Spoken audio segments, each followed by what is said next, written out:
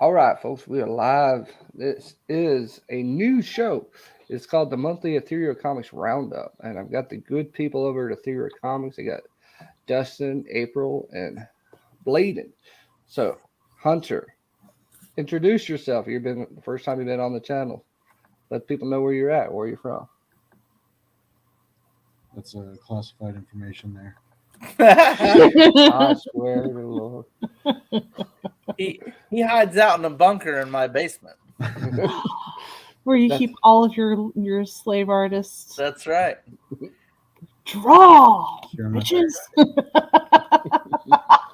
Who said you could go to the bathroom? Down there. That's that South Park episode when they're doing the oh my gosh, that online game. Oh, so when they're diarrhea.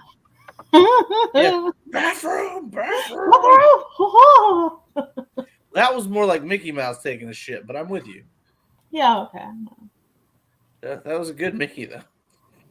Oh, I know what that is. Oh. Yeah, am I allowed to work on this live? Yeah, go for it. I don't give a shit. All right.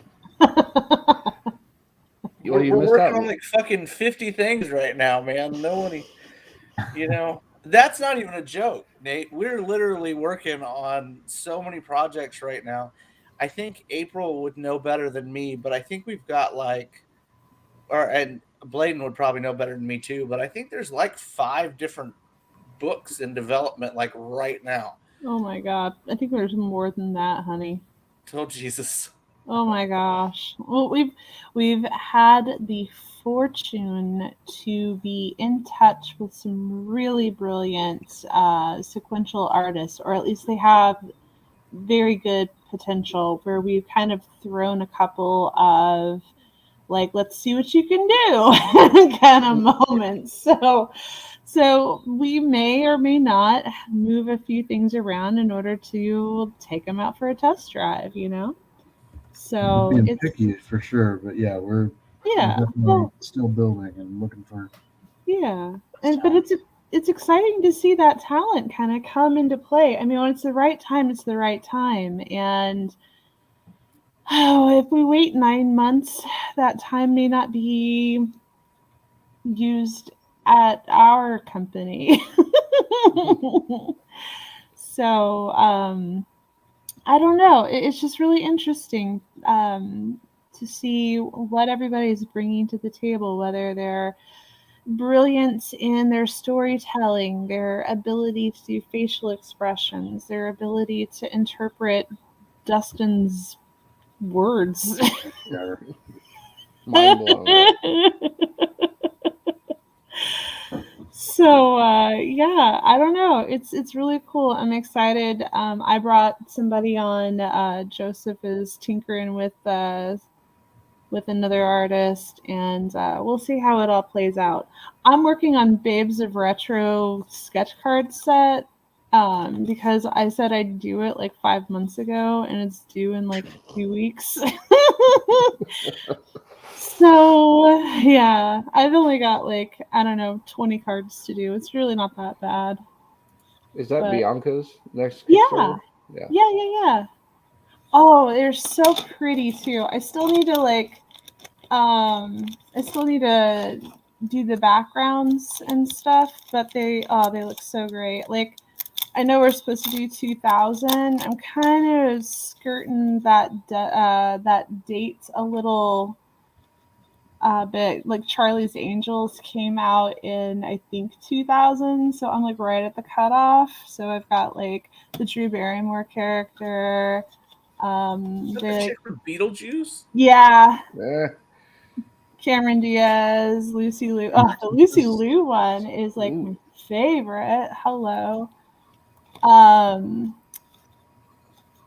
The gal from Cannonball Run. Shell from Road to El Dorado. Drew Barrymore from Scream. The Miss Argentina chick from Beetlejuice. Hello Nurse, but she's all yeah. She's saying hello. Yeah. Sexy Jessica Rabbit. I got Felicia from. Felicia. Okay, I'd never heard of it before. I'm like, oh my Darkstalkers. god, I love her. Yeah, Darkstalkers is great. Stripperella. Hollywood during her scene. No, you can't beat Hollywood now. I mean, Oh my gosh. Esmeralda, I love that hair. It's so good. I think she's the only character I don't have tattooed on me. Yeah, from fix that, sir. when we were kids. Yeah, Hollywood's probably the only one I don't have. And then Sawyer from Cats Don't Dance. And then I've I got a couple more I gotta obviously do. I want to do more of the Centaurettes from Fantasia. Yeah. And I don't know, I got a whole list of things that I was like, Bianca, I don't know, it's not hard and fast rule or nothing, but here's what I'm looking at, and she didn't steer me clear off of any of them, so I'm like, fuck it. Right on. Yeah, that girl from Lost City of Atlantis. There you go. Yeah. So I don't know. I can't pronounce her name. It's something very got a lot of letters. And I like that a lot. That's why we keep them short. Mm-hmm. Yeah. So we've got a couple cool things going on right now. The Theater 7 books got here just like day before yesterday. So we're getting them all prepped. Did you get one of those, Nate? Let me know if you didn't. Yeah, I got one. Just it'll get here when it gets here. No, I just didn't know if you'd order. If you ordered one, I just wanted to make sure that you get it and stuff. And then if you hadn't, I was going to make sure you got one anyway. But those came in. We're working really hard on some other series right now. Fallen Leaves 2 is live on Kickstarter. That's doing really well. 7 days. Is it 7 or 6 now? I think it'll be 6 after this evening. 6 days to go. Yeah, that's so exciting. That book is so beautiful. This book is made for Gabriel to do. Riarte is phenomenal. Oh my gosh, it was the most amazing opportunity to have him say yes to the book. He's a monster for sure. I would build a basement bunker for him. I would. Yeah. Well, he's speaking of 90s and 2000s and stuff. He's been with heavy metal for a long time, and really, really talented guy. So I was really happy with him. He'd been with us for a year now. Before this project, he's worked on If It Hops and several other covers. So to have him hop on interiors is very exciting. Like I was saying earlier, though, we have so many things going on, and with the new pattern that we've moved to, thanks to our printer now and stuff, we can do some things that we couldn't do before. The only thing I need them to start printing is pillows for us, and then we'll be and then I won't have to print anywhere else at all. So we'll see if I can't make that happen eventually.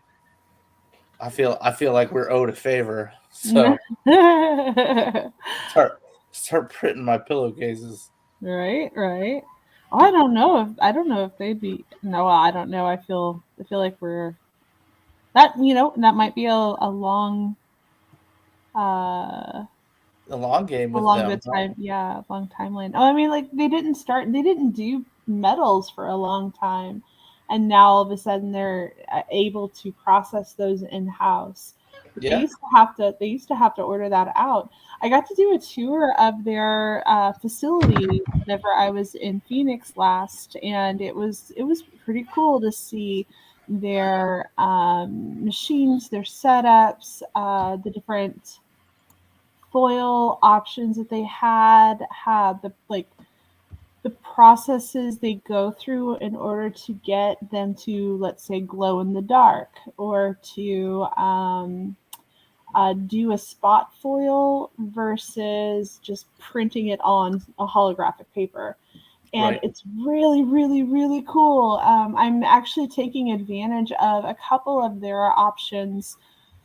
So I was on the it was emailing correspondences regarding Squee After Dark last week and trying to figure out what would be the best accentuations of foils. So I got like the pixie dust foil for Franco Woods' cover, where they're going to do an outline of white and then print the white on top of that, and then everything, the background's going to be like that pixie dust holofoil.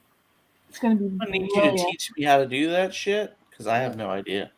Well, okay, so I mean, that could be one more thing that I take over for you. I don't know how that works. So yeah, it's fine. I am but a simple man. You know what I mean? Make it shine, baby. Yeah, that's it. So, Joseph, tell us what you're working on without telling us what you're working on. Why can't he tell you what you're working on? I was being facetious. He can certainly tell us what he's working on. Oh. I wouldn't know. I was drawing like a page with some stuff. So I'm working these visually from my roughs, and then this is kind of my rough pencil path. I will then turn it all blue, crank it down, and then print them out on paper. And I'm inking these traditionally. But let me show another page, I guess. Oops.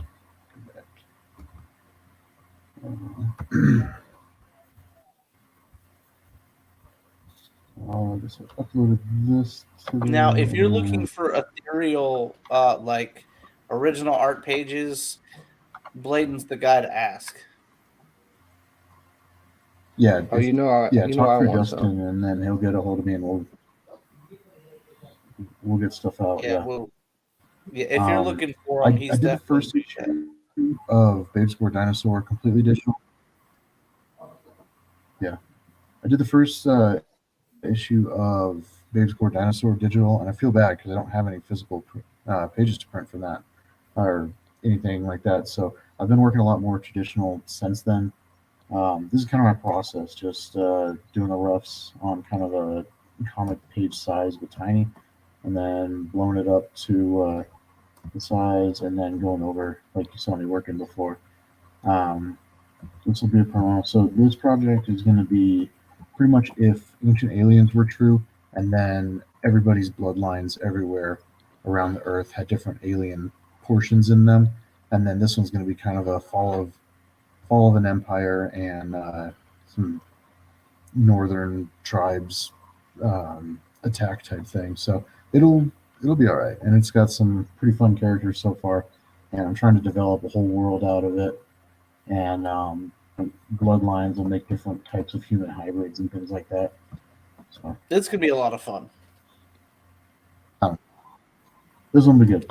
Yeah, and on this one, I'm doing about 10 pages, and then I'm going to have another artist do another 10 pages, which will be another portion of the same world. And then we're going to have little interludes as well, which will be kind of like slice of life or just fun little bits from within the world as well. I dig it. It's like an anthology. Yeah. Now, does this tie into like the bigger world, Dustin? Like the bigger? No. So this is so like I mentioned earlier, we've got like 15 different IPs right now. Okay. So this is an IP in itself. We'll talk more about this IP probably later in the year. But like right now, Bladen has got a BGD coming up, issue 4. And we'll do the trade paperback out with that as well when that drops. And then we've got Kill Cam he's working on coming up, which is a new series you guys haven't seen yet, which is going to be a lot of fun. We've shown a little bit of art from it, but it's like hot bounty hunter chicks in space. I joke about it being our very own, Powerpuff Girl trio. So yeah, it's gonna be fun. I couldn't hear you, Joseph. I'm sorry, broke up. Or Bladen, sorry. It's Powerpuff Girls and a Cowboy Bebop kind of mixed. Yeah, it's going to be a lot of fun. The whole in space thing is something we haven't messed with very much. So Just sci-fi and you're out. yeah, we're working on a bunch. It's real easy for me to write sci-fi though. I enjoy sci-fi. So we've got that coming up. We've got another book coming out that we've talked about. What do we got next? We've got, what's our schedule? April. We've got Frog Legs coming up. Yeah. Oh, That's yeah. gonna be so awesome. Oh my gosh, Elberty and Bladen have done amazing stuff on that book so far. And then after that, we've got Babe Score Dinosaurs, right? Mhm. Issue 4, yeah, with the trade paperback. And then we've got what? Yeah, and then we've got Theater 7. Yep. Issue 2, Theater 7. And then Greed. And then Greed, yeah. Greed issue 4. So Greed issue 4 will have a trade paperback as well. So that'll be our third trade paperback in 2 years. That's pretty exciting.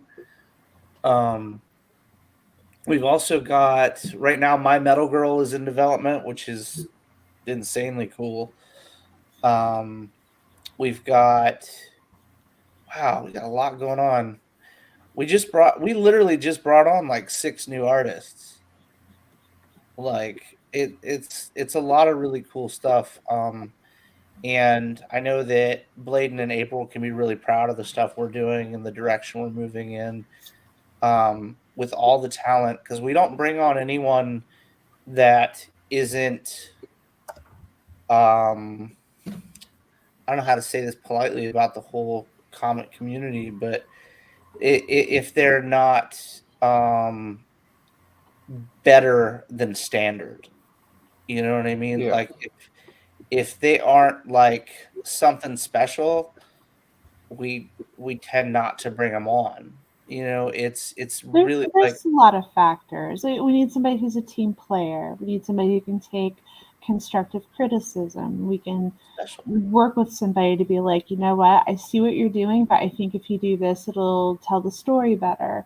We need somebody that's going to be a little flexible with the deadlines that we provide. Sometimes we're going to need a faster turnaround only because we've got other things going on to accommodate. Like if the penciler is running a little behind, and then that puts the inker or the colorist a little bit on the verge. So it's all about good communication, good teamwork.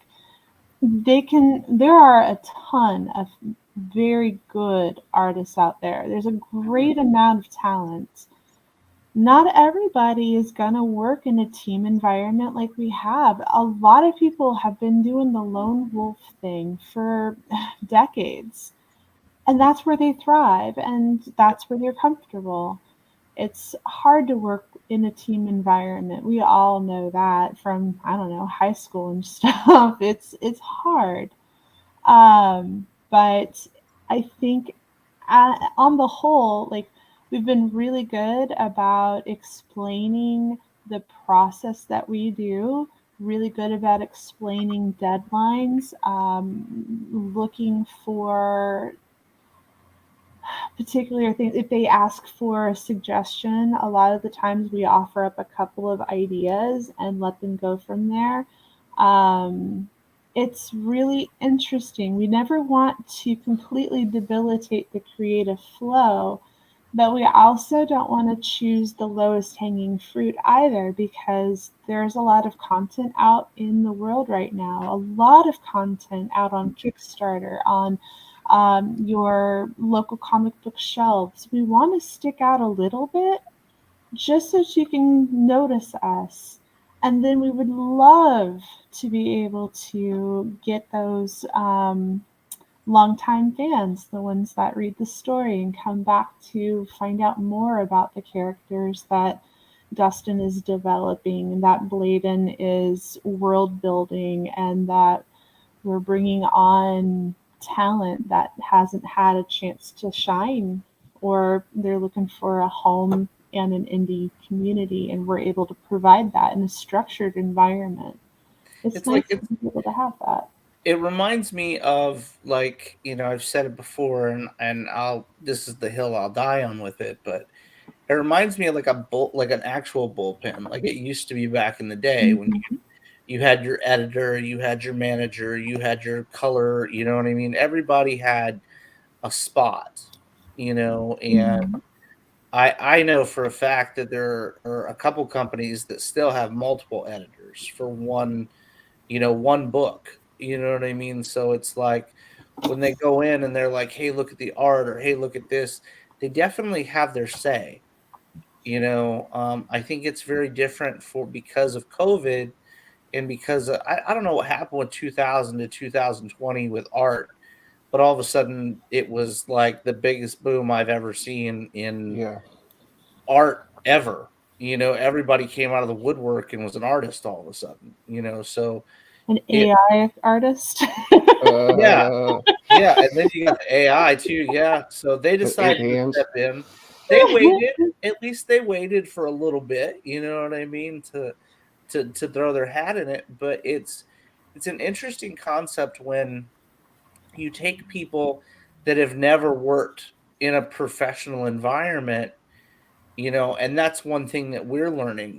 We have a large portion of our team members are folks that have been in comics professionally for most of their adult careers, and we're grateful to that, because not only like April or Bladen or Devin Massey or Dan Kemp or any of these cats, David Acampo, Gabriel, all these cats have been doing this for a really long time. And then you turn around and go, they're teaching these new dogs what's up. You know what I mean? They're, hey, your art looks great. Check this out. Da da da da da. These guys are all, and gals are all used to working in a structured team environment. So now we provide a place where you can have that again. You're going to get paid. You're going to get taken care of. Your needs are met. You know what I mean? Those are things that I personally try to take care of. But with as much as we're doing, I'm so grateful for the structure more than ever, because April and Bladen, I wouldn't be able to exist without them now. With the size of the that we've become, I mean, we went from like 47 team members, and now we're at like 54. I mean, we literally just picked up like 7 people in the past 2 months, and it's been absolutely phenomenal. You know, we went from a color team. Oh my gosh, I'm so happy for poor David. We went from a color team of like 2 to like 15. There's never a but the thing about that is there's never a lack of work. You know what I mean? There's always somebody doing something. Like right now with the listener coming out, everybody's turning in their listener covers. Everybody's, getting in their listener ideas and their concepts and their thoughts and stuff. Um, I, on the other hand, am steady writing books that won't be out for the next 6 or 7 months. Um, and April is, kind enough to keep me in a range where um, I can work comfortably and make sure everybody has work, if that makes any sense. You know what I mean? Because if I don't write, we don't have work. And like I said, Bladen and April have been astronomically helpful in making it so that I can work. You know what I mean? And focus on work. Um, and that's one of the coolest things about this company is we all see the light at the end of the tunnel. You know what I mean? Like we all know it's there. So like right now, I don't know too many companies that have come out and put out as many books as we've put out, or quality books as we've put out, like hardly at all. You know what I mean? My thing is, you know, just look at the books. You know, you're seeing all these concepts and these artists and this artwork all over Facebook and social media and stuff. Pick what book, check the book out. You know what I mean? Don't be persuaded by anything else. You know, make your own decisions. If you want to read something wild, pick up an ethereal book. If you want to see some naked rabbit chicks, pick up an ethereal book. You know, it's a very but it's so much more. You know, Well, and it, that's it's what. it's. I mean, you've read most of our titles, Nate. You know, there's so much there that we tease about the low hanging fruit. You know, it's like, hey, look, there's a naked rabbit chick. Yeah, okay, but that's not the draw to If It Hops. You know, same thing with like Babe Scoring Dinosaurs. You know, when we joked about showing off a dinosaur dick and we ended up doing it. I mean, it wasn't for shock value or anything. It made sense to the story for you to see it at the time period with what was going on. I mean, they joked about the whole hashtag naked dinosaur John Wick thing when we put out issue 2. You know, Well, and that's the thing I've noticed with Ethereal is that there is something for everybody. You know, like I read through the listener, that you sent me, and that's its own little world. Like that will tell. And like if you like Highlander, holy crap, right? you go read that book. It's like that's what I felt like. Like I'm ready to watch Connor McLeod go do something.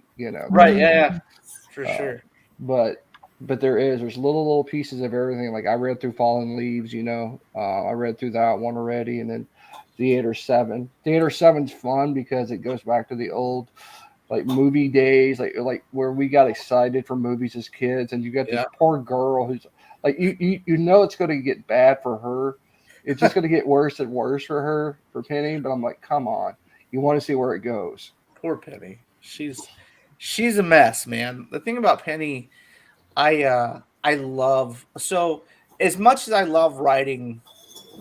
I've been a comic book fan since I was like 7, 8 years old. And um, I've been a Devin Massey fan, a Cave Woman fan, Bud Root fan for, oh my God, 20 years. And when I opened my own shop, I based my shop on indie comics because the books that I enjoyed reading. And um, when Devin reached out to me and was like, we should do a book together, I about fell the fuck out.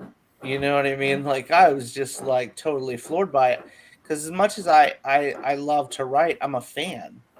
Just like at the end of the day, I'm a fan, and I'm not going to put out shit that I wouldn't want to read. You know what I mean? So, it's really cool to have guys that I'm a fan of work on projects, and Devin is so talented. He's so talented.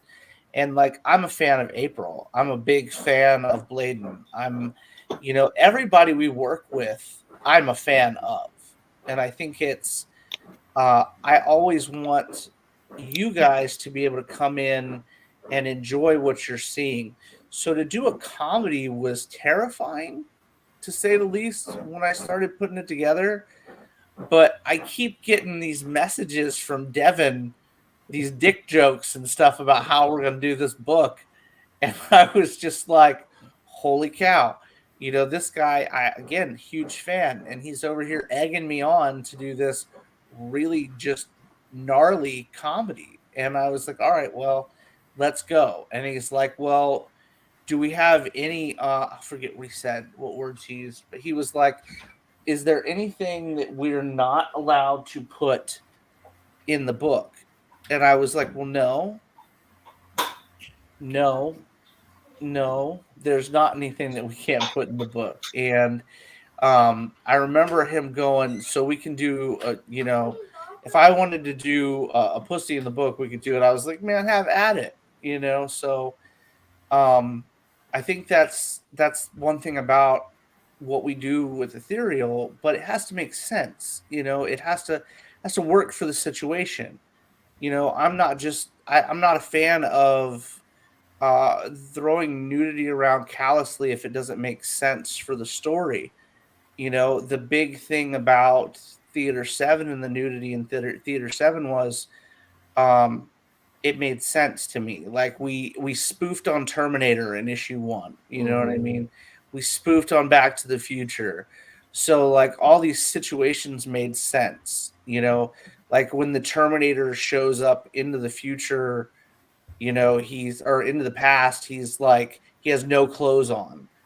Yeah. So I was like, well, there you go. So Penny's going to be nude when she shows up. You know what I mean?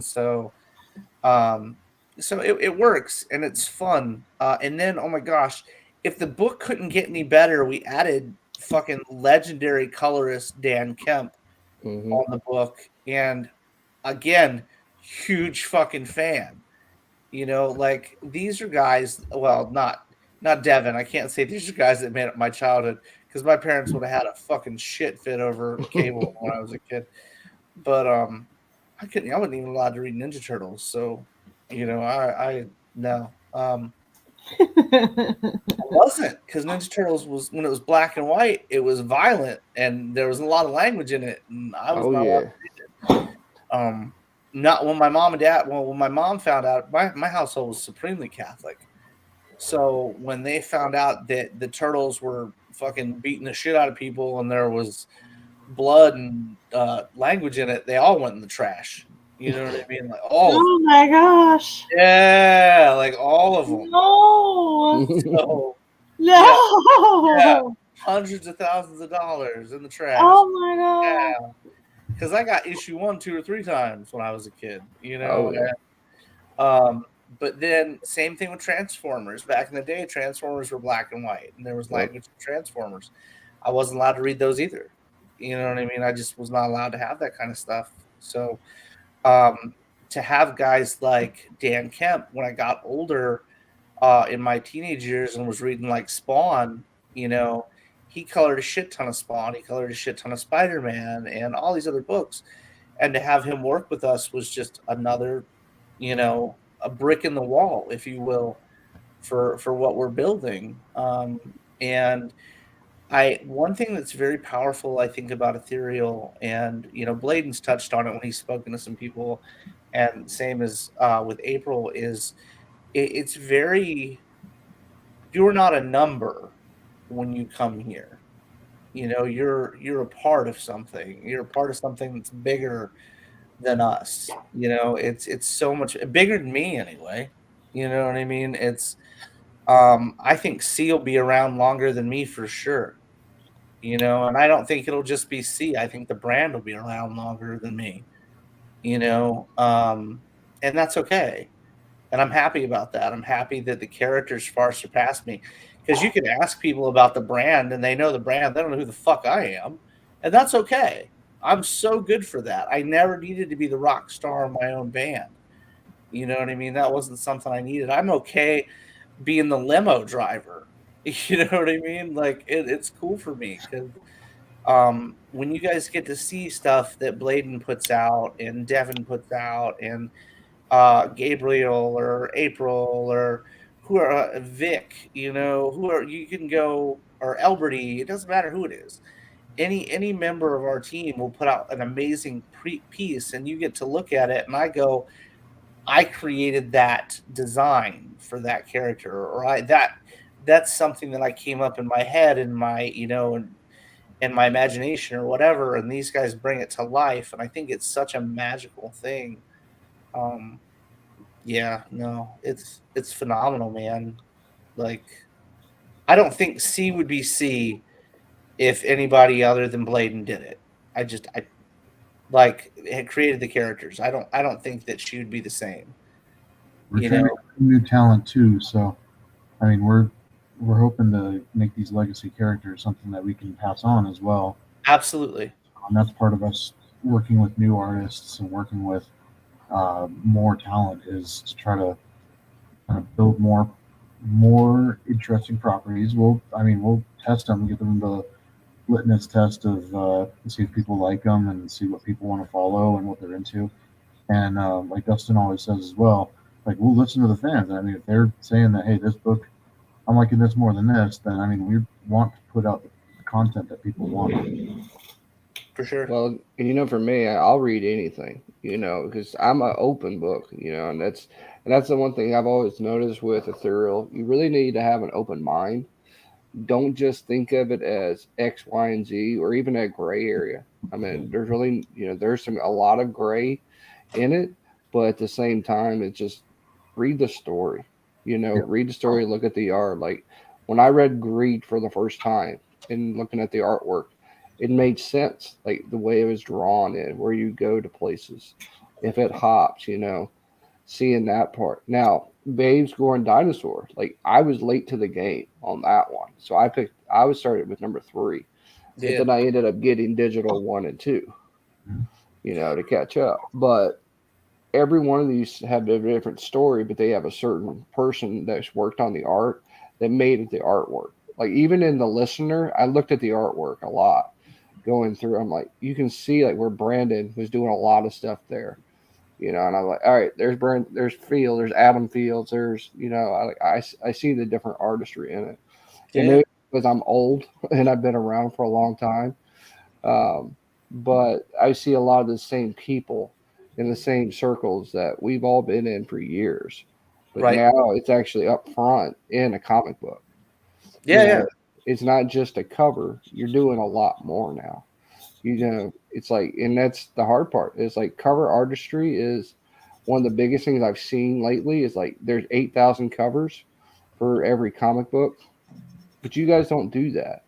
You guys actually specialize. You get the certain people that you want to actually have the right covers for it, and so I appreciate that. It's like We're trying. We try, man. We appreciate you guys. We appreciate the, the notice of the things we do, and the notice of the time, and the We're the learning thought our own processes. too.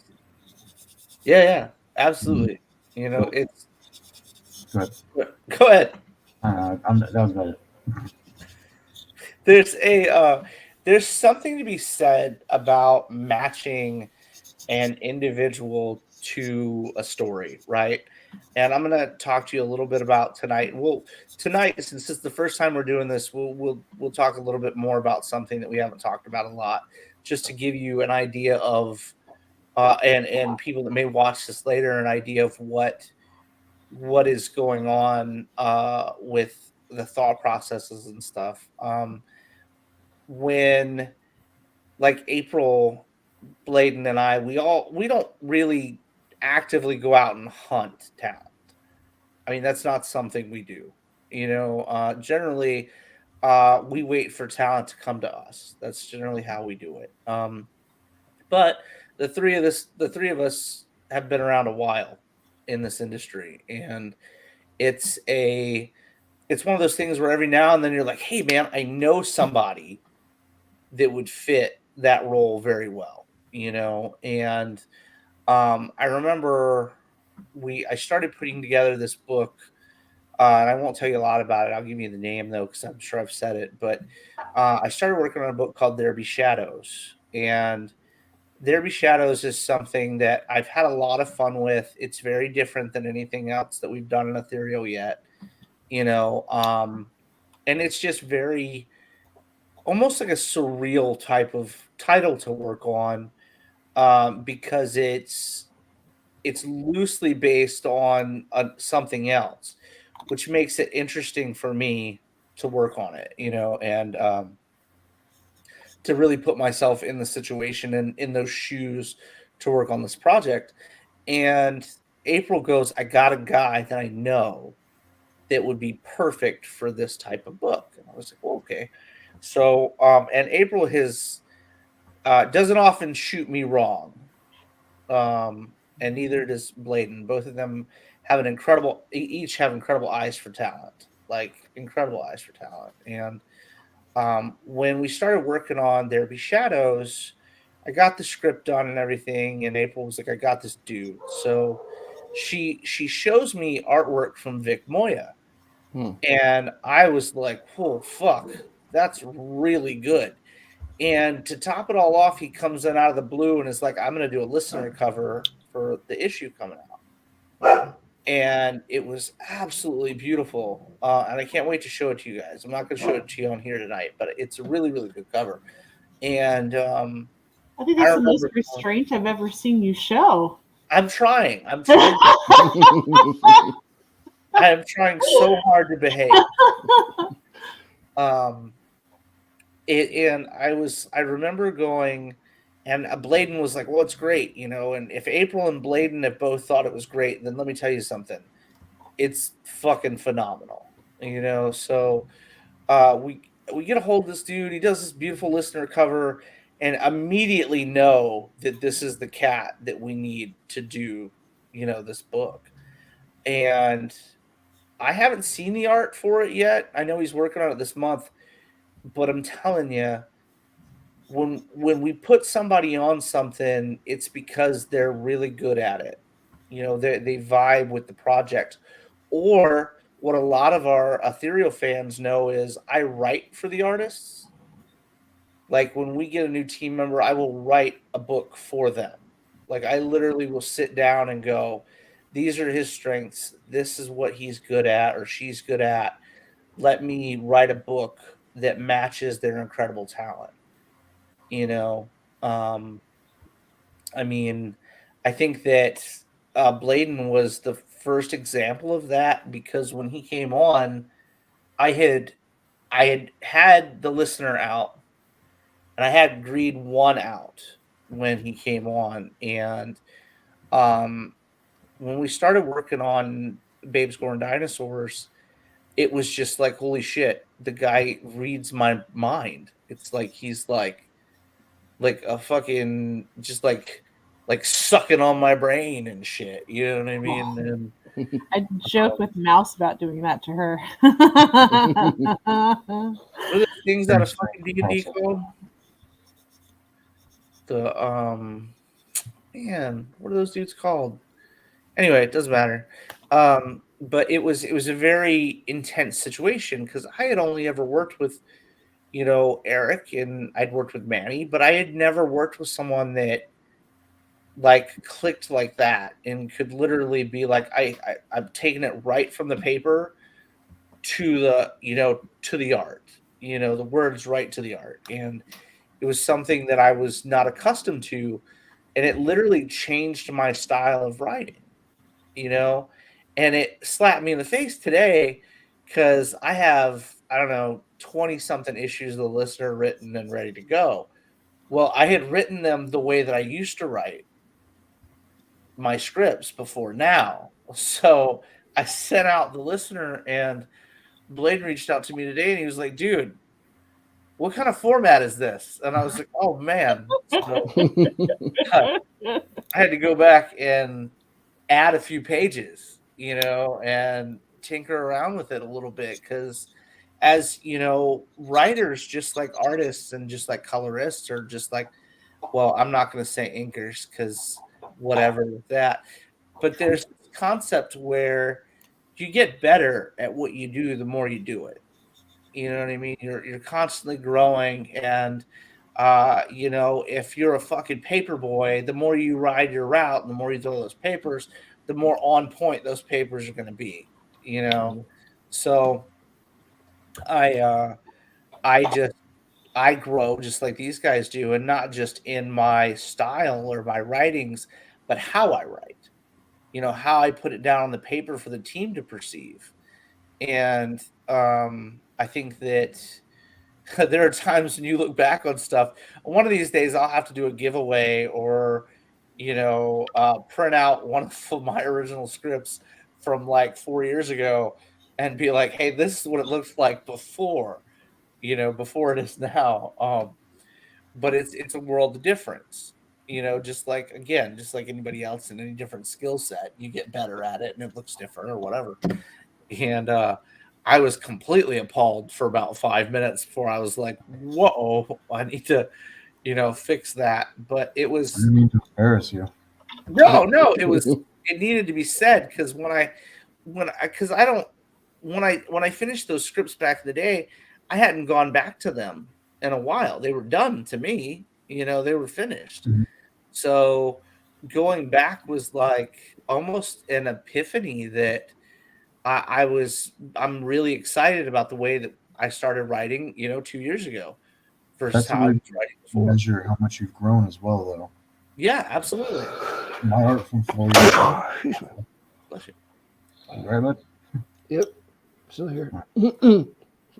Yeah, I can't stand looking back at some of my art from years and years ago, and I mean some of it's still pretty good, but like for the most part, yeah, we all grow and we all develop whatever our skills are. So Absolutely. It's very telling, if it's also like being able to recognize it, to be able to recognize how much better you are now versus what you were before. And I think like we've moved into so if you've looked at Greed or you guys have seen Greed, we brought on Ed Garcia starting in book 3 to do the interiors with David of Compost Colors. We love David. He's been with us since book 1. So, now Ed and David are doing the interiors for the listener starting on this issue. So we're very, very thrilled to have them on that. David knows me very, very well. He's worked with me for almost 4 years now. And it's very easy for him to perceive what we're trying to come across, color wise and stuff like that. So I think you guys are in for a real treat with issue 5 coming up. And one thing that is interesting about this new arc coming up is we're back in America. We're not in China anymore. So, I mean, if you got to read up through issue 4, he went in a normal dude and his life's never going to be the same after what's occurred, So now he's got Lee, who he's basically adopted, who he's saved from this horrible event, and now he's got this young girl that he doesn't know what to do with, and he's had no way to tell his wife back home that he's alive, so he's coming back to the States with this young girl and, basically 4 ghosts in tow, so it's going to be a really interesting situation. And he's learning a lot and what it is to be the listener, because the first arc was basically like his backstory, and his, what it is to be a character type of deal, character building situation. So I'm thrilled about being back in the US. Now we can get into what the book was. I got a bunch of the serious stuff out in the first arc, how it related to my family, how all that jazz went down. But now you're getting to the meat of what the book was supposed to be, and not just character building. You're getting into the deal with. I was a big fan of the Frighteners. I don't know if you ever saw the movie. I was a big fan. You know what I mean? So, I was a big fan of that, and I was a real big fan of, wow, why can't I think of the name of that TV show, April? Dark Shadows. No, the 2 dudes. I don't know.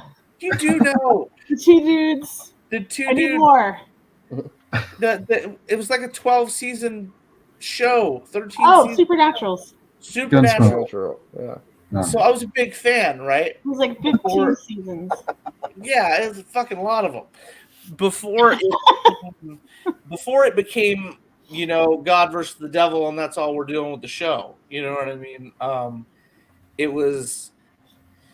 I really liked that whole cryptid type of deal, and that's where the listener is huge in the cryptid experiences and stuff. So it's basically like if the Frighteners got like thrown in together with like a cryptid world, so you've got your Michael J. Fox type of character And in the this Chupacabra.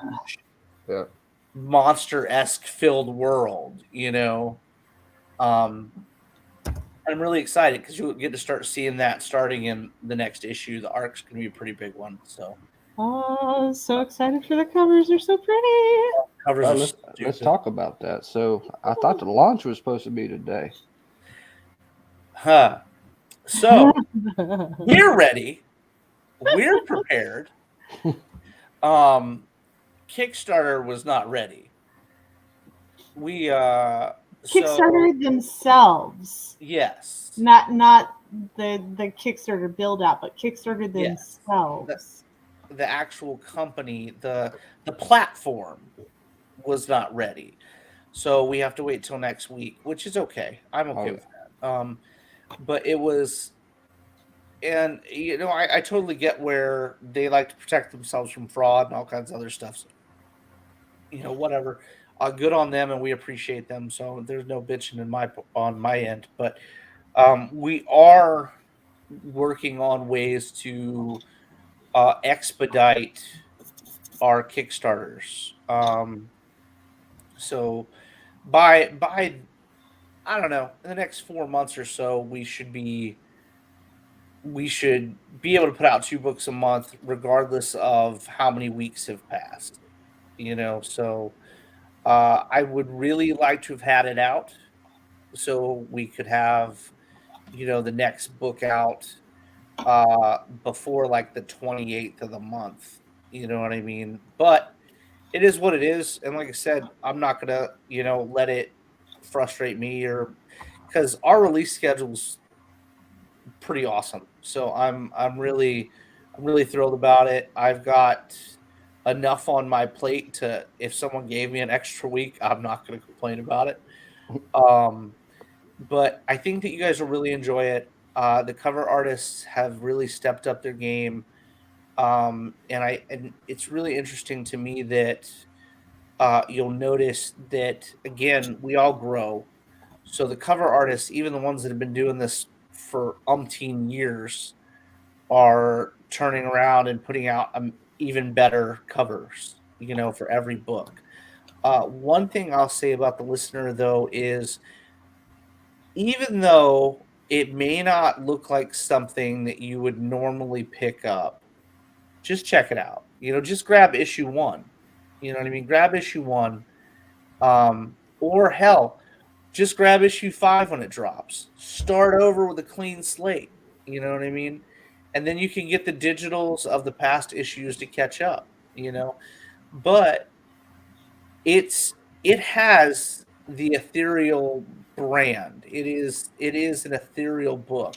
Just because you're not seeing, your wild covers and stuff like that, doesn't mean it doesn't have the quote unquote secret sauce. Because I'm here to tell you, Bladen's not going to let me put out shit art, and April is not going to let me put out a shit story. I mean, even though I have my own pride in things, again, these guys hold me accountable just like anybody else. So like I remember I sent out a script, I don't know, 2 months ago, and April was like, "This hasn't been spell checked," and I was like, "Oh, fuck." Spell check. Oh no! Type. Right? I was like, "Oh shit!" So, yeah. So there's definitely, I am not. There's a checks and balances system going That's on. right. That's exactly right. I don't get away with anything. Oh It my doesn't- god! I do I'm not waiting get for my pink slip to come. I'm like, that's it, ma'am. Yeah, madam. No, madam. There we go. No, I don't get away with anything, and that's okay, because as much as as creators, as much as we're like, this is great, that's awesome, sometimes it needs a tweak, not just the art, the story. You know what I mean? So I rely on them, especially Bladen, to come in and be like, "Hey, Dustin, this doesn't." I'll give you a perfect example. Perfect example. We were sitting with If It Hops, issue 1, and I sent him my idea for the additional 6 pages. For those of you that don't know, we generally do 6 additional pages for an unlock, because I love writing and I love giving you guys more stories. So that's just part of it. And I love paying my team. So, if I can, hook somebody up, I will. But so I remember turning it over to him, and he was like, "This is not as good as what you did for Babes, Gore, and Dinosaurs." For those of you that don't know, we have the Stitcher story running in Babes, Gore, and Dinosaurs right now with the additional 6 pages. It's a lot of fun and it's wild. But he was like, "This isn't as good as that." And I went back and I sat and I looked at what I'd written, and I realized it wasn't. It was nowhere near as good as what I'd written for Babes, Gore, and Dinosaurs. And so I scrapped it and went back and added the first appearance of Agent K, and we added the first appearance of Ryoshi in book 1, and people were very happy with it. You know, they were very, very happy with it. That I'm infallible, and that's what we need to remember. Okay. That's right. You're infallible. You are the one. You have like the fucking the Philosopher's Stone you walk around with and shit. Yeah. All that jazz. Jazz hands. Jazz. Well, he does sound like Adam Rickman on the phone over this thing. So. Oh, Oh my gosh. I love that. I'm getting excited. In real person. Nothing's more exciting than a nerdy professor and one with power. Squeeze. Fuck around and find out. Oh my gosh, yes. Yeah, no, there's just it's such a cool symbiotic relationship between every one of us that it's we can take criticism, we can, you know, and we build off of it. You know, it's like you use Alberti for an example. When we started with Alberti, he was coming on, he was doing cover art, and he did beautiful cover art. You know, I still think his Theater 7 covers are some of the best, even though they're underrated compared to some of the other covers. But his skill is very much there. And when we started putting together Frog Legs, I had written it, and Bladen was like, "We're gonna put Alberti on it," and I was like, "Well, fuck, I don't know about that." And you know, he's never done sequentials, and Bladen was like, "This is the dude. This is the dude. I'm gonna work with him. I'm gonna work with him." And I was like, "Okay." Yes, you tricked him, and it became awesome. Like, it just became awesome. And it's another book coming out that I can tell you, there's not covers on the market like that are coming out for that book. I mean, it's pretty fucking stupid how good they like, in a good way. Yeah, they're ridiculously good. Like, every team member doing something different and unique, and like just really, really cool concepts. After we sent them some samples of the pages, kind of like, "Hey, just check it out. Check out, this is what the story is. Here's the characters. If we can do something cool with that." And I mean, the characters are really fun and interesting already, and the story is going to be really cool. It has a lot of potential. It's going to really impress and shock as it goes. So the base content's already there, and then everybody just kind of really brought their A game. Like, some of the covers, I'm super jealous that I didn't think of the idea, and I was like, "Oh man, I want to draw that." Like, that's impressive, very impressive. I love that. I love when Bladen does that. I love when April's like, "Oh, I gotta fucking color that." Like, it's funny. It's really funny because as talented and as incredible as the two of my directors are, they're incredibly talented individuals in their own right. But every now and then they'll be like, "That's mine. I'm doing that." I'm just gonna cherry pick this one right off. Yeah, you know what? I'll be like, "Who's coloring that?" "Well, this is me. Don't worry about that. I got this one." Well, magic happens when magic is ready to happen. Case in point, Fallen Leaves issue 2, the very last cover to come in, and everybody had already had an assignment and was actively working towards the deadline, was that beautiful sunbathed Riarte piece that came in where she's like all nude and there's just like a little teeny tiny fig leaf that's covering her hoo-ha. That one, that was the last one to get turned in. I'm like, well, I guess I can do it. Yeah. Yeah. Wink, wink. That's gonna be terrible. Oh my god, but the struggle was really that Photoshop was being so fucking glitchy. I almost didn't get it in time. I think I only had like 2 hours left before launch. It was something stupid. I was ready to just completely toss my laptop. It was awful. Well, But it came out beautiful. oh, it was gorgeous. And I'm so happy that it worked out. There's something about like being so frustrated and you know that you're in crunch mode, that you've done it basically 4 times in a row and you're like, throw caution to the wind, and you just do it. You turn your brain off and you just power through until you get to that next point where you can like save it and have it actually hold the save. Oh my gosh. Photoshop was reverting beyond my save points. Like it was bad. Like I basically recolored that 4 times in 3 days. It was not great. Oh my god, it was awful. So, and I was fighting with Lieris's cover too the same way. I just lost a whole 3-day weekend. It just makes me sick to my stomach thinking about it. But it came out. It came out. It came out, and it was so good. So I'm really excited. If you haven't seen the cover, it's what is it? Cover in or something off of the campaign? Is that correct? I'll throw it to Nate. Hold on. Here, hold on. I think I have it on my, because I had to add the leaf to her butt. So yeah, I have it here. I had to. There you go, Nate. I sent it to you in Messenger. Gorgeous. I had to add the leaf to put it on Facebook so I didn't get in trouble.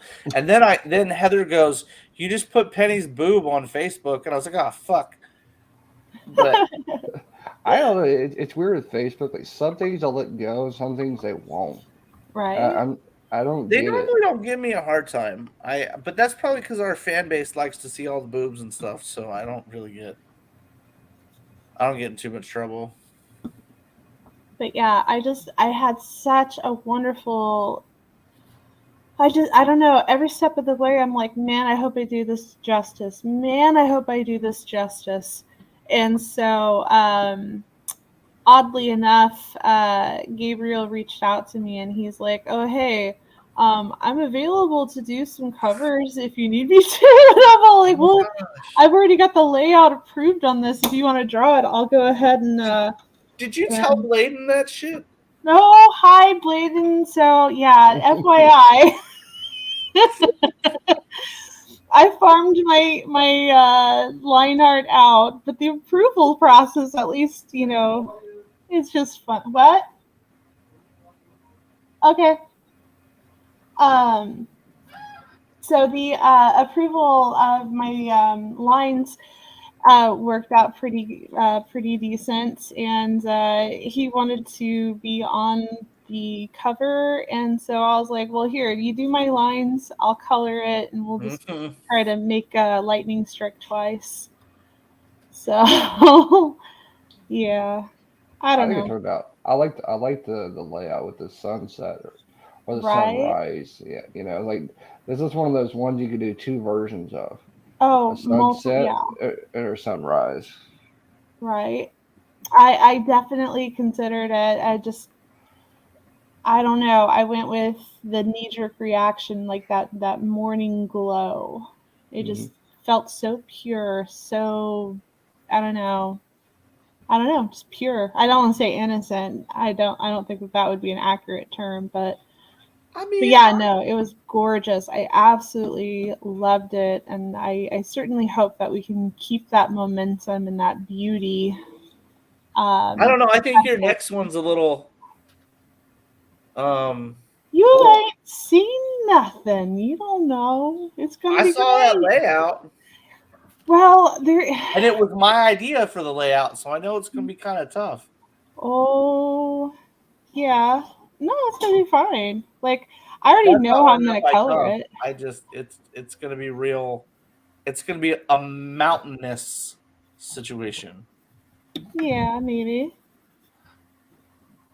But nobody's gonna be complaining. No, No. not in the least. Not with that layout. Mm-mm. Well, No. and you were talking about Liera, so I wanted to bring up Rain 3, for Mhm. example. Oh yeah. So like Rain, I mean, April, you put it out there on Facebook. You're like, hey, it's very out there. There's a lot there. And then of course, when I went to back the campaign, I'm like, oh, okay, there's a lot there to see, and so you really have to have an open mind. But For sure. the first thing I saw on it though is like it says by Epicos Comics and by Ethereal under an Ethereal brand. Mm-hmm. So is this like a collaboration you guys are doing with them, or is it just So like a sub imprint kind of thing? So it's kind of like Squee After Dark, where Squee After Dark is a creator-owned project, and we're publishing through Ethereal. So she is the illustrator, and her husband Brandon writes it. And together they've created this, and they've already put out with 2 issues, and this is number 3, I think. Mhm. Is that correct? Mhm. Yeah, that's Yeah. correct. So this is their opportunity to utilize some of the creators that are already working with us. We can help with, I don't know, social media marketing, and kind of give them an opportunity to print with our printer, and just kind of share some of the resources. There's They work with us on Underland, and we can work with them on their creator-owned projects. It's very much a mutually beneficial situation in more than one way. But it is absolutely their story. It's absolutely their character. And it's incredibly adult in its Mm-hmm. theme, but I feel like it's very whimsical and almost poetic, and it taps into, like, I don't know, some very like deep, um,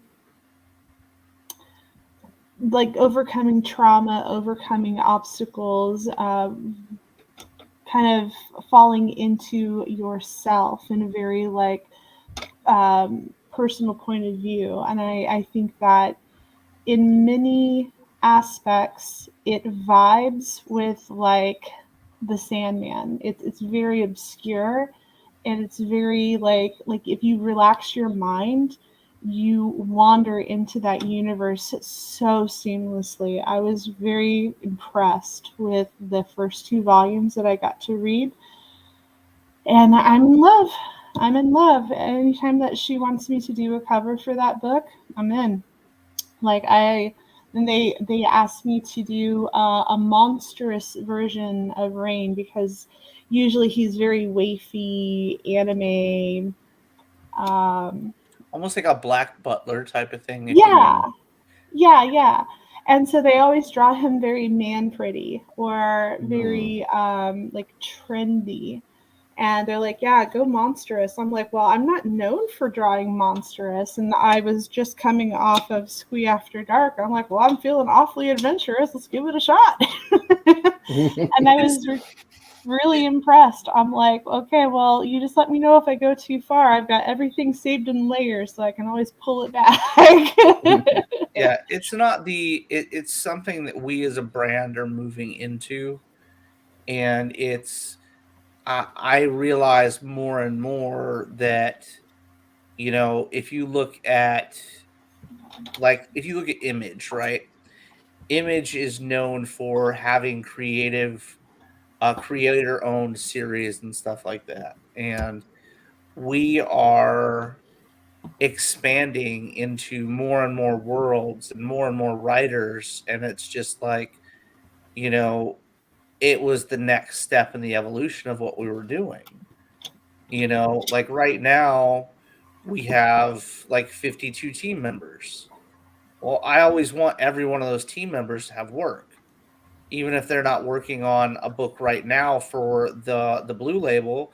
Well, I would love for them to have work on the red label. You know what I mean? There's always something going on somewhere. But if you look at, like, again, if you go into Image right now, or you look at well, I'm going to use Marvel or DC, but if you look at Image, there's multiple covers or multiple books dropping a month, right? But they're not all, Capullo or Todd McFarlane, or, you know what I mean? There are other people that they've brought on. And the same thing goes for certain Marvel titles, where they come in and they're bringing in new writers, they're bringing in new artists to work on characters that have been around 30, 40 fucking years. So it's like, why should we not give people the opportunity when, dude, we have people come to us all day, every day about work or about books or about something or other. And I'm just like, cool, look, let's give folks. I didn't get help when this started. When I started Ethereal, I had nothing. I had no, I had no concept of what I was going to do. All I knew was that two of my friends said that I should write a comic book. And I was like, bullshit. You know what I mean? And so if it had not been Bud Root, I probably would not have ever written a comic book, and so I didn't have that backing. I didn't have any sort of stable system. I had my wife that was supportive, and I had, my kids that were supportive, and I met Eric, and Eric was great to work with on the listener and stuff, but we really didn't have anything like what we have now, not even remotely close to it, and it was like, well, if there are talented folks out there, talented writers, talented teams that just aren't getting there because they don't have the knowledge or the wherewithal, then why should we not bring them over to the brand? Mind you, there are certain quid pro quos to come into the brand. You know what I mean? You get to use all kinds of stuff, but you also give a little bit. You also, you're part of a team. So it's a mutual beneficial relationship. And, like, we've got writers from Aftershock now. We've got, people that have come to us from Marvel, people that have come to us from Image, people that have come to us from fucking DC, or in Zenoscope. Every company in the sun right now basically has some kind of representation at Ethereal, because we don't really bring on indie talent very often anymore. So all these cats are coming and they're looking for a home.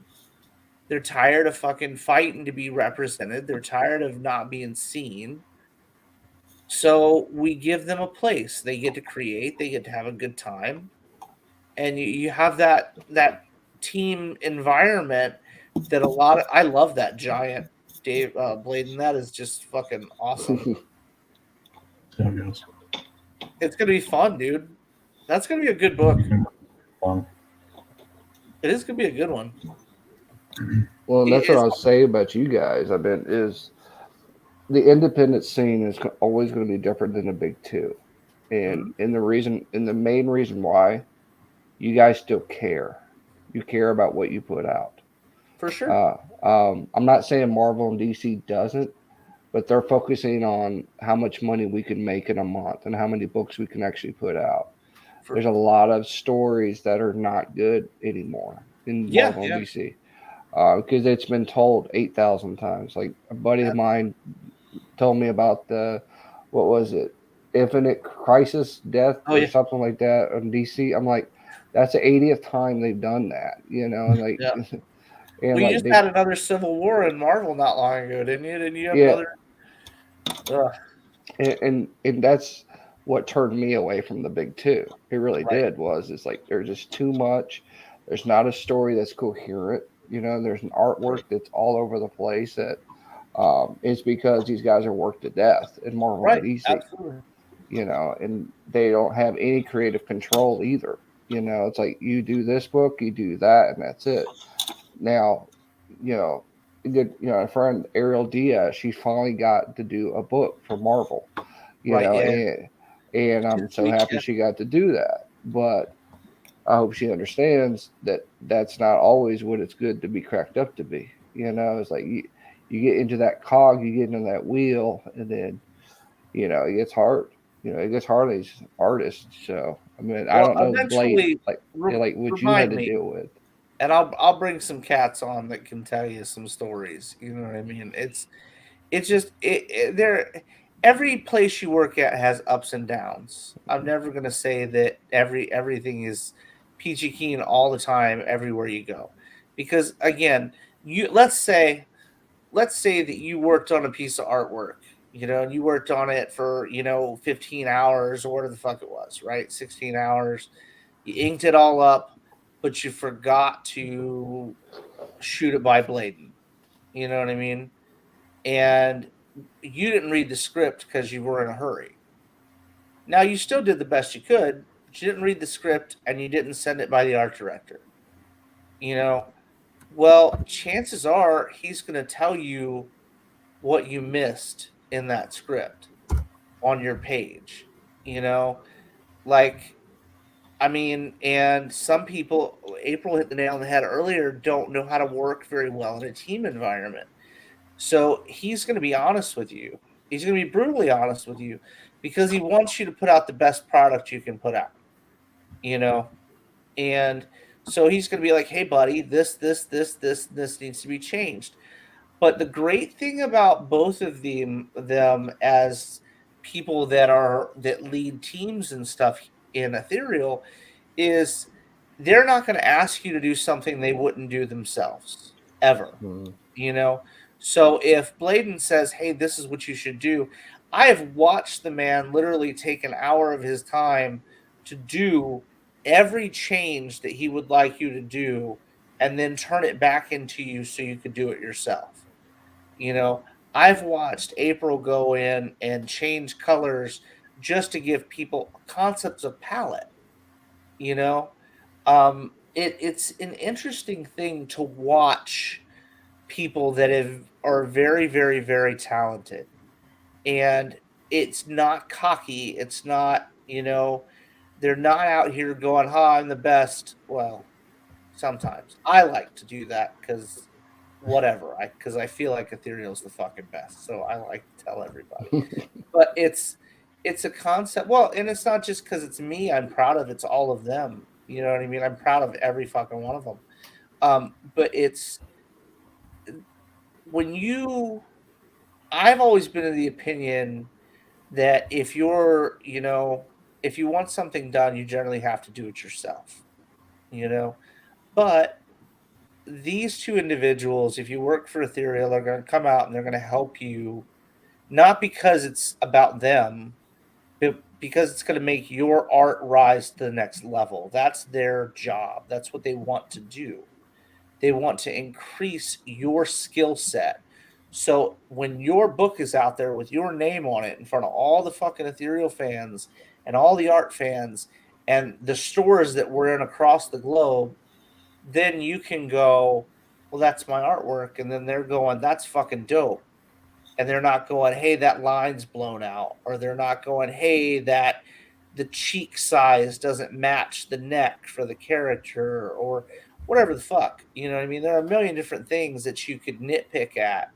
And these two individuals are making sure that you go in and you don't have those issues when you come out. And it's a phenomenal thing, to have, because this is literally your extra life, if you will, when you're doing a piece of art with Ethereal. They're literally going to go, hey, dude, that's great. We love this, and this. Let's do a little bit more here. And like I said, it's never condescending. It's never an attack. It's a teaching moment. And I'm going to say this. I don't fucking care if you've been doing this for 20 years or 45 fucking years. You can learn something every day, you know? So if someone is trying to help you, take it, suck that shit in and use it tomorrow, because, oh my gosh, it's, uh, again, Yes. we'll use me for an example. April blew me up one time. Oh God. Because we were talking about it the other night, or actually probably yesterday. We had an artist do a cover that I love the shit out of, and this was before our processes were in place. This was before anything going on, and I know my place in my own company. Again, I am not the rock star. That is not my place. So I loved the cover. It came out for If It Hops, and she came at me so hard after that cover came out, and she was like, "Birds don't fly at night." And I was like, "What the fuck?" And she's like, "Birds don't fly at night." And I was like, "Well, it looks good." And she was like, "They could have been bats." And I was like, "Yeah." But I didn't think about that. I didn't think about birds not flying at night. That's not. Butterflies. You leave those butterflies alone. They're magic moths. Get the fuck out of here. Mothman. Vibrant magic moths. That's right. Oh. They're in a fantasy realm and they're magic moths. I don't want to hear shit about those magic Might as moths. well have a bunch of mushrooms in there too. I guess that's your free pass. It's a spiritual fantasy world. Anything can go, right? That's right. That's exactly right. I have short elf or short dwarf chicks that don't have beards in that world. So, and I had a buddy of mine that's a huge Tolkien fan tell me that they should have beards. The dwarf chick doesn't need a beard, bro. She'll be all right without the beard, I promise. Exactly. No, I don't need the beard. Every now and then I'm going to exert creative control over something. That's why you're not allowed to touch the art anymore. Do you believe this? I've basically been banned. You have. Shenanigans. It's a shadow ban. Shadow ban. I'm not allowed to send you art anymore either. Yeah, I'm not allowed to. Yeah, I don't even get to see the art anymore. I don't know what's going on with this. Bullshit. I've posted all the time in our group chat. I haven't seen no pages lately. You don't need to see the pages. We're good. See, I only deal with color. Yeah. Hey.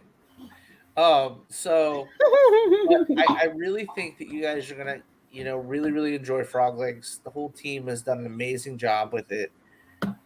It's in the world of the listener, so that's a lot of fun. The only thing that's really, really different about Frog Legs and the listener is there's some sexual tension in Frog Legs, and we don't have any of that in the listener. So, Okay. Crossover. there is a crossover coming. Oh boy. That'd be crazy if it linked into Greed as well. That would be really It cool. does. Oh yeah. It does link into Greed. So you have all three of those books from the same world. So you're going to get to see a lot of Lee. You're going to get to see a lot of, if you picked up the listener and you've read the listener, then you know Lee from the listener. Mm-hmm. She's also in Greed right now. Yeah. As an adult in Greed because the time periods are different. But she represents that character right now in the modern books, in the modern time period, because no one knows where he is. So it's a lot of fun, and that has to do with the fact the character doesn't age like a normal human being does. So there's a lot of really cool stuff going on with him, and I think people really enjoy it. I mean, we're about to go into one of the coolest things that I've ever written, and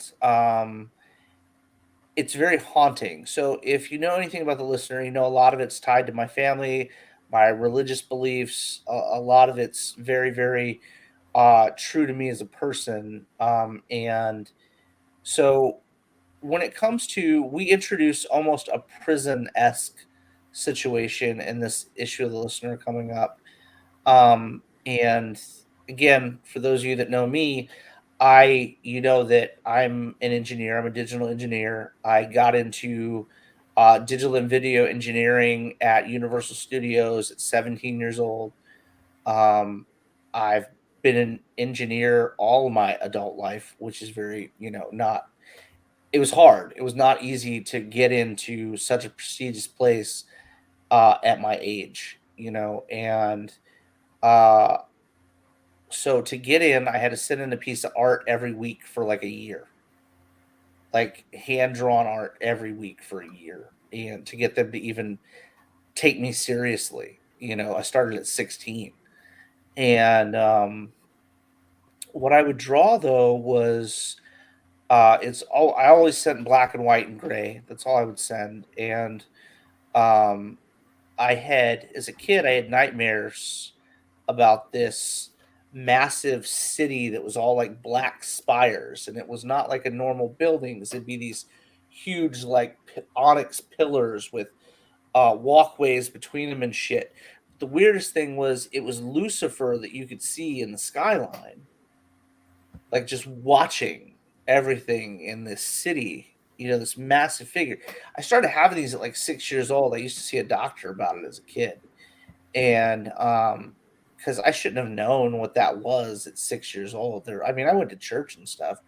It was like I'd never seen that. Again, we're Catholic. I never saw a depiction of him. I didn't know what he looked like, but I knew that's what I was looking at, and so to get into college, I just kept sending in different pieces of art from those nightmares.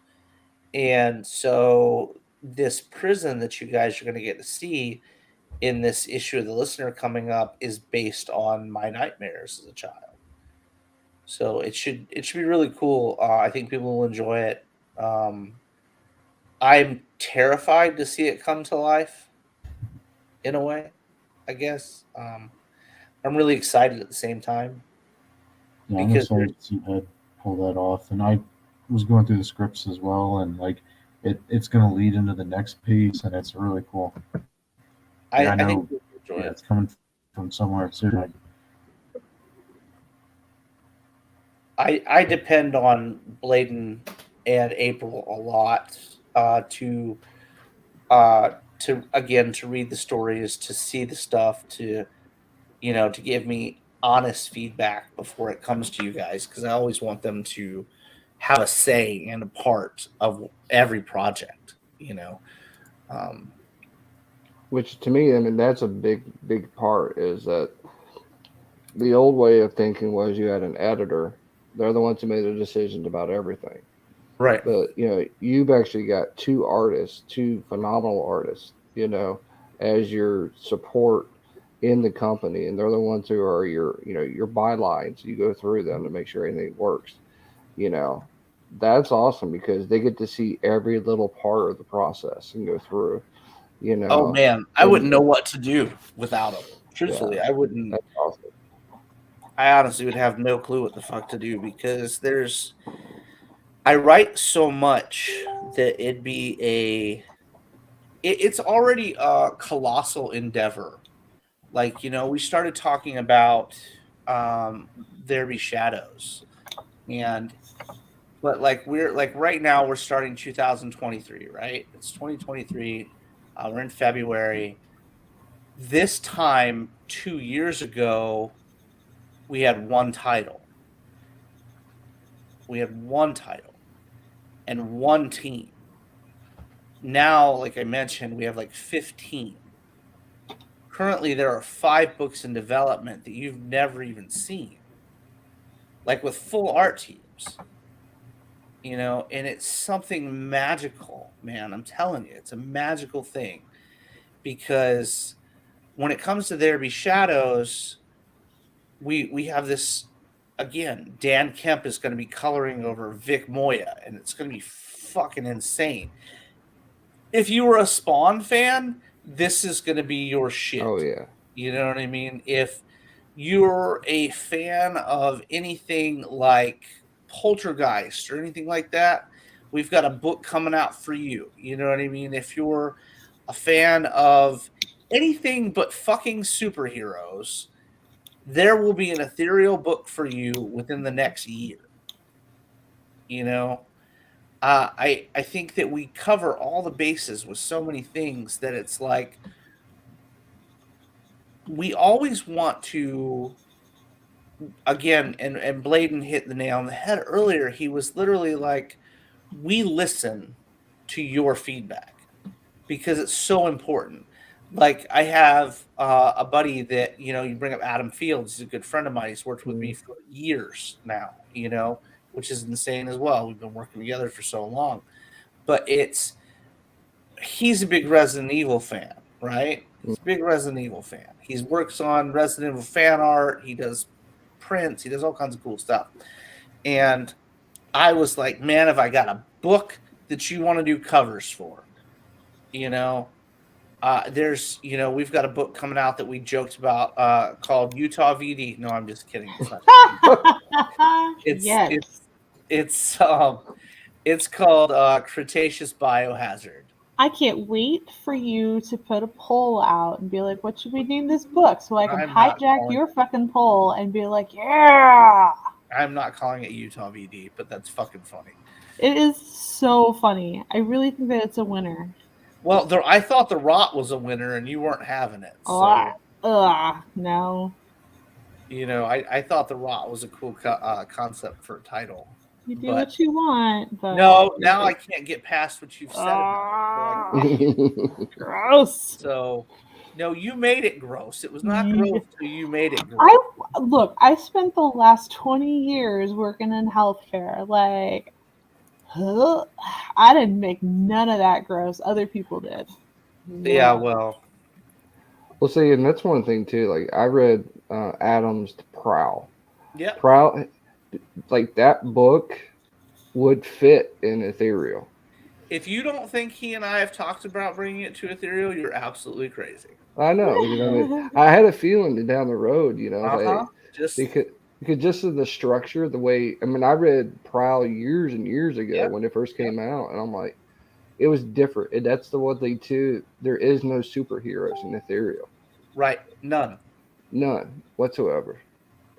I mean, you can say, you know, the listener has some superhero-esque things, maybe, but not to the point of like a superhero from Marvel or DC. I'm gonna be honest. I don't think we have a single character that we write right now that is a full-on, like, lawful good character. I don't think we have a single one of them. I mean, as much as Addie is or Eve. Yeah, you know, I maybe Eve would be a lawful good character, but like Addie from the listeners, he does his own thing and he follows his own moral compass, you know what I mean? And then you've got, you know, Maya is from BGD, is going to do whatever it takes to get what she needs done, you know. Same thing with Ricky. Ricky's a bad fuck. He's just ready to smash anybody. He doesn't care. You know, whatever's in his way or doesn't match his viewpoint is going to get smashed. But even going into things like, I would describe Maya as a survivor. She's a survivor. She's going to do what she needs to do. Yeah, but I wouldn't classify her as like a traditional good guy. I don't see her as, not at all. No. You know, I don't. Right. I don't think we have any. Like I said, even going into like Kill Cam, I don't think any of the girls are. Yet? Do what now? Have people read BGD 3 yet? BGD 3, the digitals are out. Yep. But the book is at print right now, right? Or the physical copies are at the printer right now. For sure.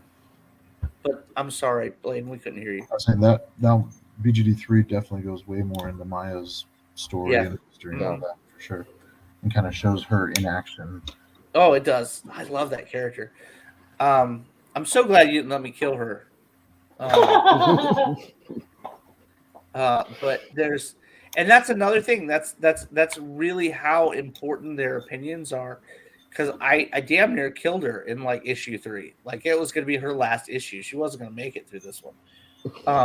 But there's just these concepts of what we consider good and evil, and I've always thought the anti-hero and the gray area was a much more entertaining read than Clark Kent.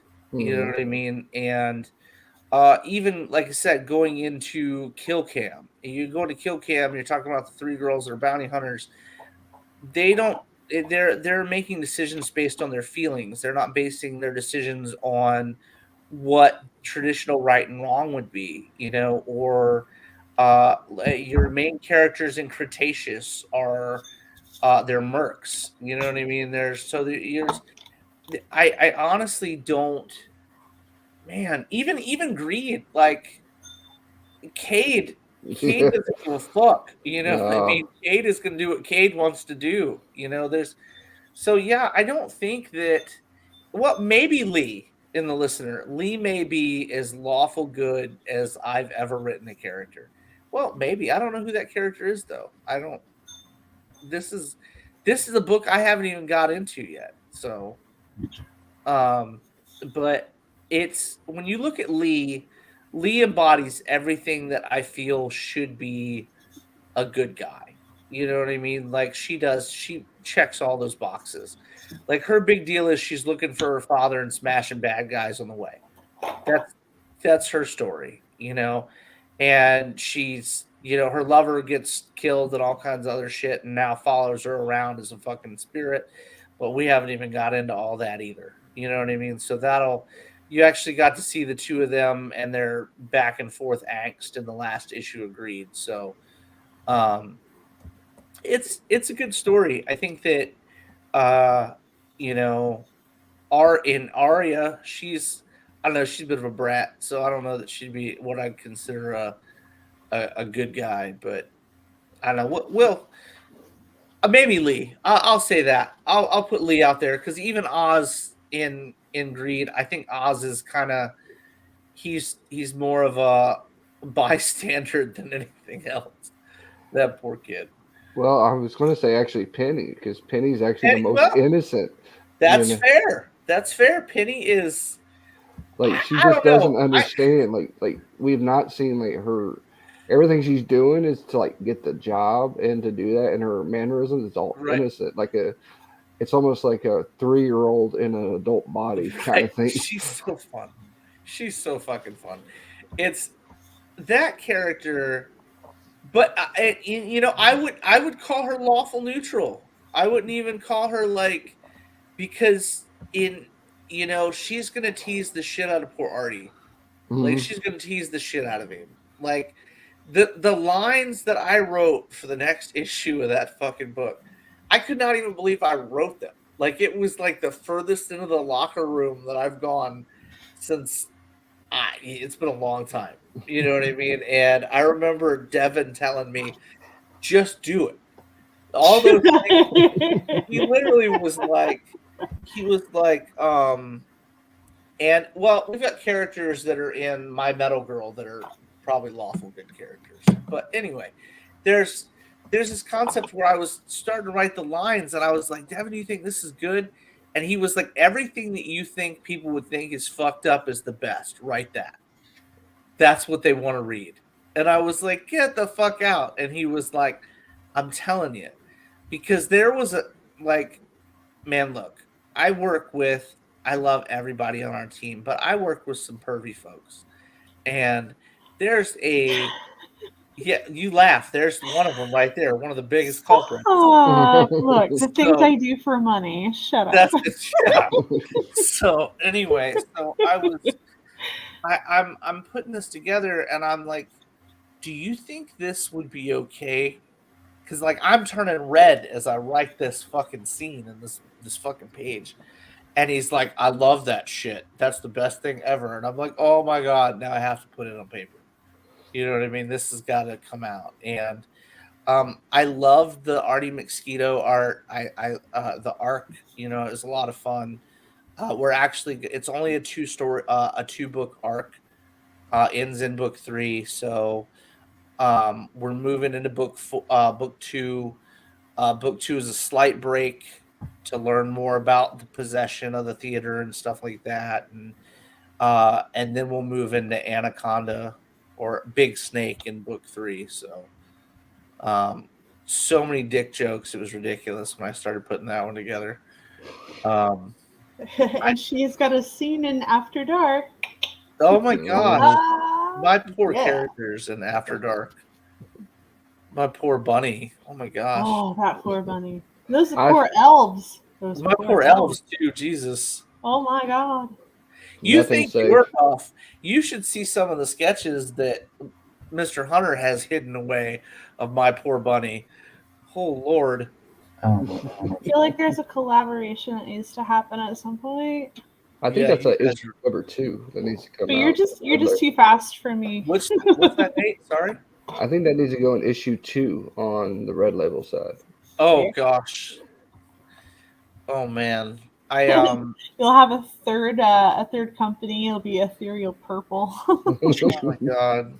It'll be like a warm and cold front that just like hit. Oh Jesus. Well, I've got a couple other series that I'm trying to lay some scripts down for that I'd like to get into, and again, April and Bladen are making it, so I have time to write. I have time to put the stuff together. So I think you guys will be really happy with again with all the releases that we're talking about. We're still only talking first quarter. We haven't even started talking to you guys about the stuff that's coming out later. Your Theater 7 next issue, your Greed next issue, your If It Hops next issue. All these other books are still coming. Oh God, If It Hops. I'm so excited about the next issue of If It Hops. Oh, yeah.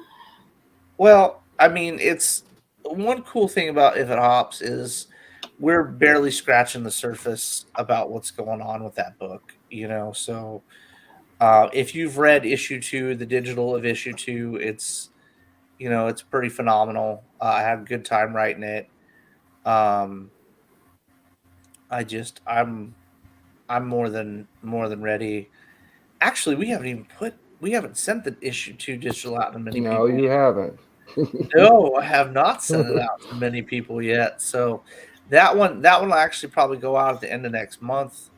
So I'm waiting until I get my books in hand before I start sending out the digital copies. It just I don't know what's the etiquette when it comes to that. Like, so what I do with my digitals, as soon as the book is done, I send the digitals out. Really? Well, as soon as but you've got people who have you don't use the fulfillment tools, whatever. I don't like Kickstarter's fulfillment tools. I like the fulfillment tools because I get interrupted a lot, and so I can go back and figure out where I left off. And so, for sure. Huh?